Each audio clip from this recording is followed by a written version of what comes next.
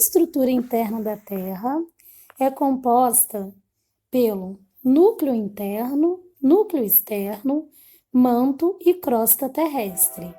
A crosta é a camada mais externa, onde nós vivemos. As correntes de convecção que ocorrem no manto, né, são responsáveis pelo fraturamento da crosta terrestre. A crosta ela é composta por blocos rígidos, chamados de placas tectônicas, e essas placas se movimentam constantemente sobre o magma. Podemos comparar a crosta terrestre a um ovo que cozinha demais e a casca começa a rachar. É importante dizer que as placas tectônicas se movimentam constantemente sobre o magma, que é pastoso, e esse movimento dá origem a uma série de fenômenos que iremos conhecer melhor agora. Temos o mapa mundi, mostrando a divisão do planeta de acordo com as placas tectônicas, e as setas indicam o movimento. Vale lembrar que os limites das placas tectônicas ou as bordas são áreas de instabilidade geológica, áreas onde ocorrem com frequência terremotos, vulcanismo, tsunamis, entre outros fenômenos super destrutivos para a sociedade. O mapa destaca em pontinhos azuis as áreas suscetíveis a abalos sísmicos ou terremotos. E os pontos vermelhos são áreas onde ocorre o vulcanismo. Se analisarmos bem, esses fenômenos ocorrem com mais intensidade no limite das placas tectônicas. Inclusive, o mapa, chega até a ser parecido com o formato das placas. Os abalos sísmicos são decorrentes do movimento das placas tectônicas. São chamados terremotos, que podem ter um grande poder destrutivo. Quando ocorrem no mar, são chamados maremotos. Em algum caso, provocam tsunamis, que são ondas gigantes, ondas de 10, 15 metros com grande poder destrutivo. Vemos aí um sismógrafo, que é o aparelho utilizado para medir os terremotos, sendo a escala Richter a escala utilizada mundialmente para medir, a intensidade do terremoto. De 0 a 3,5 na escala Richter não são sentidos, porém são detectados pelos equipamentos. Tremores até 5,4 graus já podem causar pequenos danos. Tremores a partir de 6 graus podem causar graves danos às construções e também põe em risco, a vida das pessoas. Tremores com grau superior a 7, 8, são terremotos de grandes proporções, provocam grande destruição e perdas humanas. O vulcanismo é também um evento de potencial risco para a humanidade. Porém, a atividade vulcânica é extremamente importante. À medida em que os vulcões formam novas rochas, solos vulcânicos são muito ricos, formam ilhas, modificam o relevo. Em áreas vulcânicas encontramos importantes minerais como ferro, entre outros. Os vulcões são classificados em ativos, são aqueles que estão em erupção, expelindo lava, água, rochas. Vulcões inativos são aqueles que não estão em erupção, mas podem entrar em erupção a qualquer momento, e vulcões extintos, que não entram em erupção há milhões de anos e nem irão entrar novamente. Esse último tipo temos no Brasil, na Amazônia, no Rio de Janeiro, em Minas Gerais. Esses fenômenos são mais intensos nas áreas do encontro entre placas tectônicas.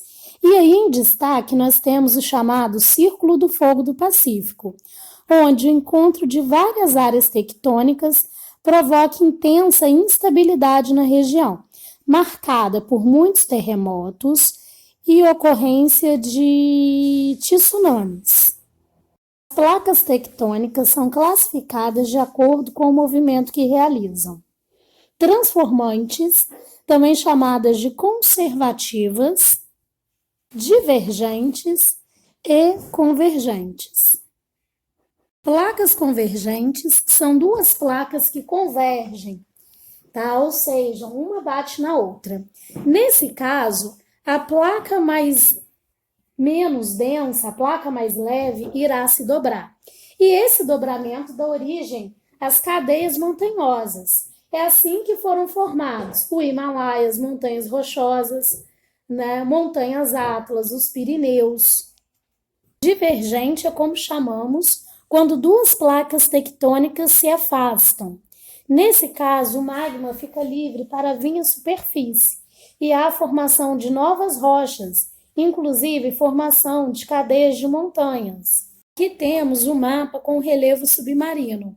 As dorsais são as cadeias de montanhas formadas no fundo do oceano. E essas áreas, né, estão justamente em áreas de placas tectônicas divergentes. As placas tectônicas divergentes são chamadas de limites construtivos, porque é a formação de novas rochas. As convergentes dizemos que tem limite destrutivo, já que a formação, né, a destruição das bordas para a formação das montanhas. As transformantes são placas que deslizam lateralmente, sem que se aproximam ou se afastam. Por isso, elas também são chamadas de placas conservativas.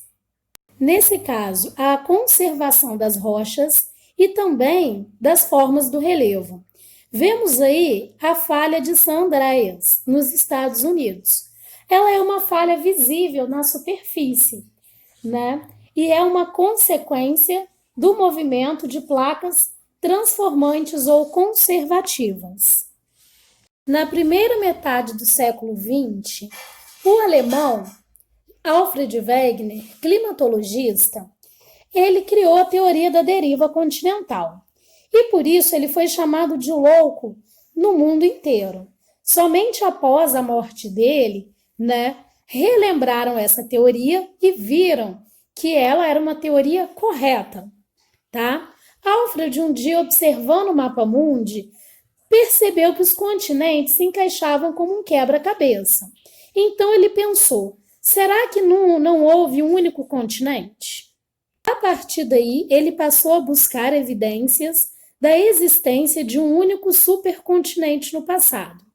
Analisando fósseis, ele via, por exemplo, que espécies encontradas na costa oeste da África são encontradas na costa brasileira. E a única forma disso acontecer seria que no passado essas áreas estivessem unidas.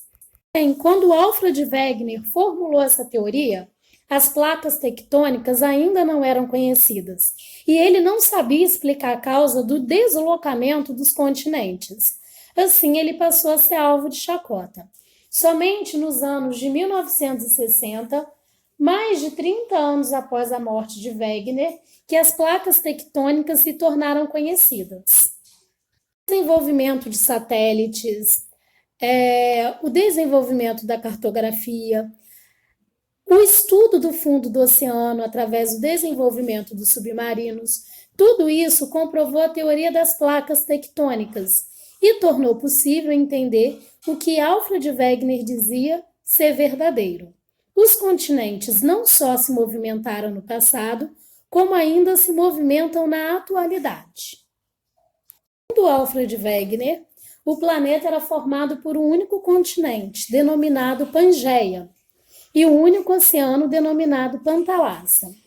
Posteriormente, Pangeia se dividiu em dois, Laurásia ao norte e Gondwana ao sul, além de haver a formação do Mar de Tétis.